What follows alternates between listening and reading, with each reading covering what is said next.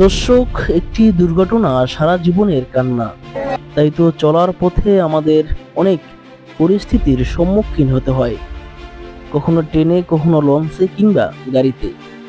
তাই তো আমাদের প্রত্যেকেরই সতর্ক থাকা প্রয়োজন।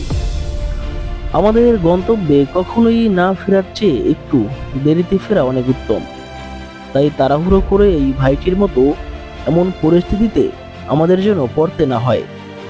আমাদের প্রত্যেকেরই রয়েছে স্ত্রী, সন্তান, মা বাবা, পরিবার পরিজন। এই ভাইটিকে দেখুন, নিশ্চয়ই বাড়ি যাচ্ছে, স্ত্রী সন্তানের জন্য নিয়ে যাচ্ছে অনেক কিছু। একটু অসচেতনতার কারণে হতে পারত বড় কোনো দুর্ঘটনা।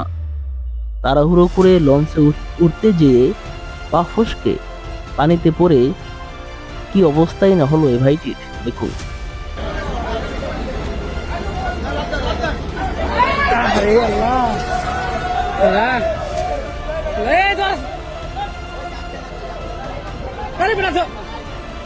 অন্যদিকে এই উচ্ছৃঙ্খল ছেলেগুলোকে একটু দেখুন।